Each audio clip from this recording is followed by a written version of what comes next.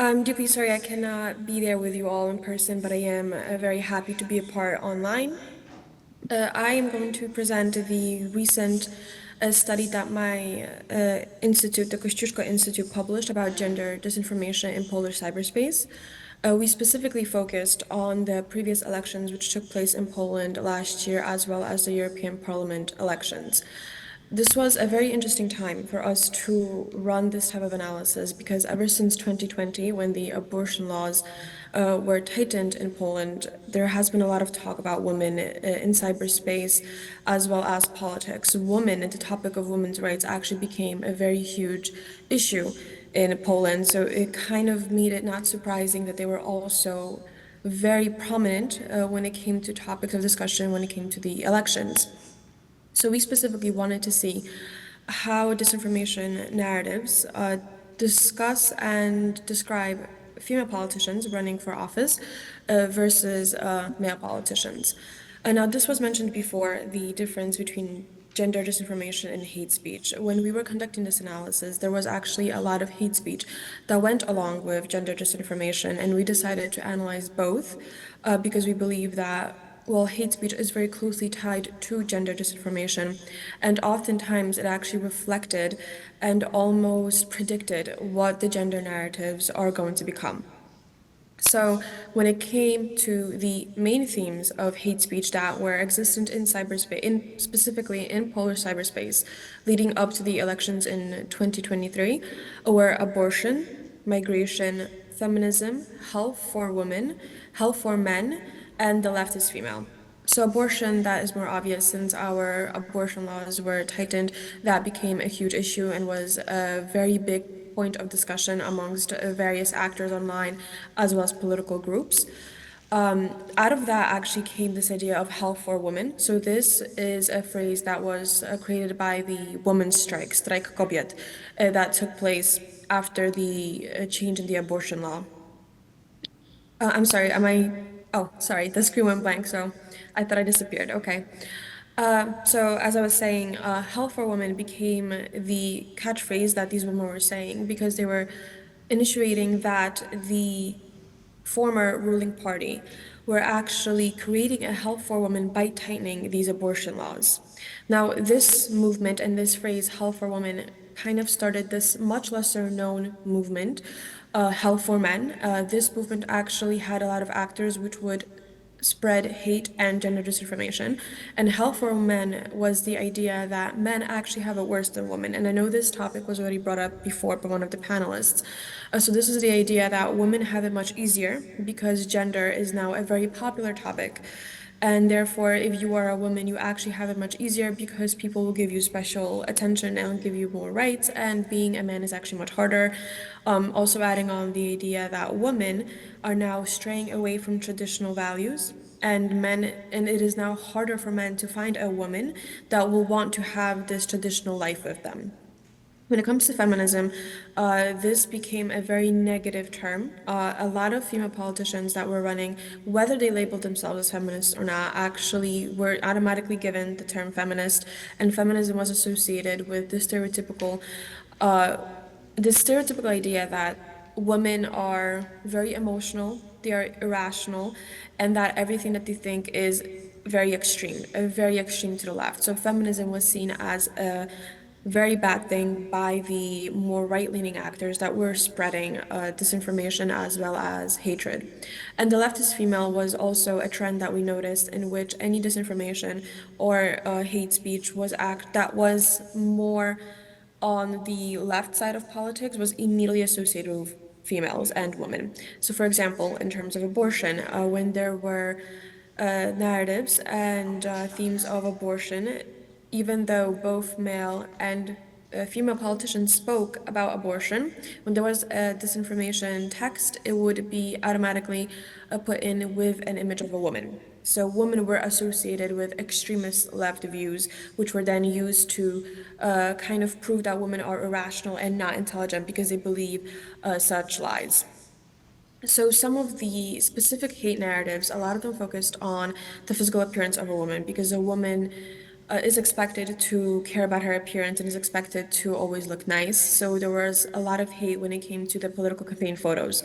So a lot of the female candidates would encounter their political campaign photo, put aside a regular photo taken of them that's maybe taken from an unattractive angle.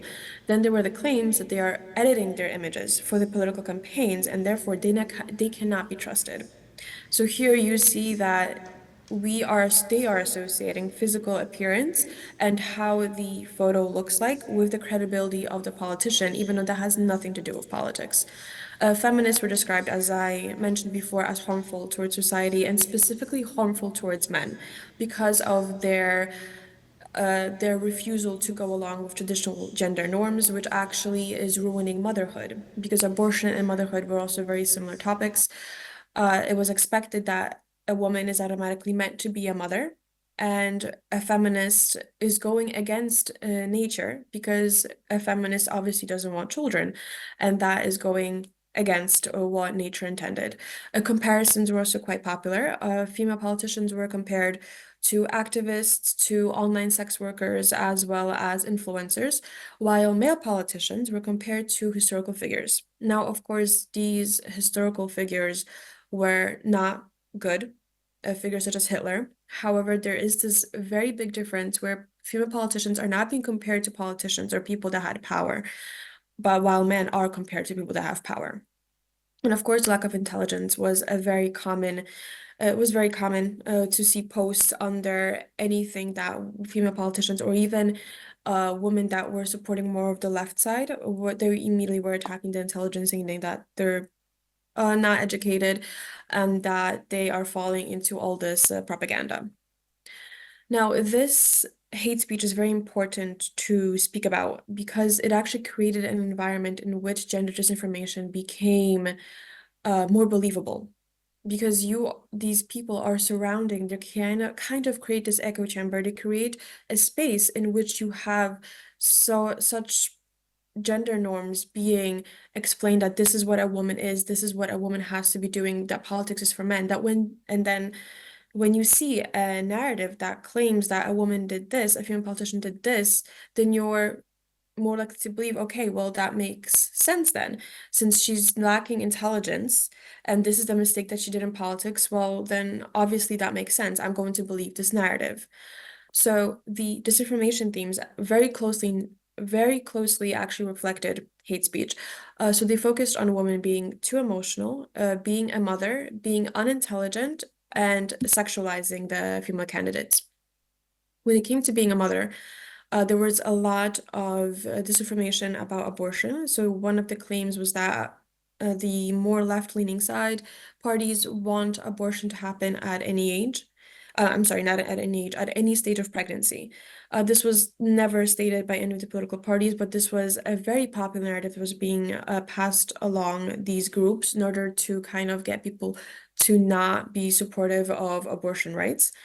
Being unintelligent, there was a post on X, I believe, where it was a video of a female candidate speaking on a radio show, and she was speaking about her own policies, and one of the commentators asked her if she could name all the borders of Poland, and she said that she will not answer that question because it had nothing to do with what she was talking about, and I was just trying to insult her intelligence. And then the text would actually said it kind of had the clip of that video, and it said that the New Left, which is the party to which she belonged, wants to get rid of all borders within the EU because their candidates are too dumb to understand what borders are. So it's completely taken out of context. And again, the New Left Party did not say that they want to get rid of any borders in the EU, but you see this idea, it's easier to associate the lack of intelligence because it's a woman, because you have this hate speech that's saying women are less intelligent and shouldn't be in politics. And then you have that as proof of this disinformation narrative. When it comes to being too emotional, there was a video which claimed that a female politician was actually yelling at the person who was recording the video. It was later proven that it was not her. At the time that the video was taken, this candidate was actually speaking at a different rally. However, the damage was already done because the text said that this is who you're voting for, this is her, and it mentioned her by name, saying that this is how she treats her voters. So here again, we see that theme of the emotions of being irrational. And then it was, unfortunately, was very popular also, very common to see the sexualization of female politicians, whether it be them showing an image, just a political campaign photo. And of course, out of everything that was highlighted by the account, they kind of circled her legs and said, well, this is why women should be in politics because they will show skin everywhere they go. This is what they do to get ahead, which this idea that women use their sexuality to get ahead was actually also visible in the campaigns, especially given the fact that we did have a couple that were running in the local elections, and then they were saying, well, for the man, they were criticizing him based on the age difference in the relationship, and for the woman, they were criticizing her, saying that she's actually using this sexuality as a way to gain favors in the political sphere. So again, a very large difference. And this theme of sexualization continued. There was an image of an altered image of one of the politicians that was running, holding a sex toy. And that was also proven to be manipulated by AI. There was an AI generated image of a woman very negatively and very unappropriately dressed in a work setting, and it was saying that this is how women show up to work. It didn't name a specific candidate, it was just saying overall like that this woman showed up to work like that. And then of course when you checked, it was actually an AI generated image. However, again, it was spreading this image that women are innately sexual and that they cannot do anything, cannot do politics without having that sexuality be brought up. And again, that sexuality is continuously something that focused on.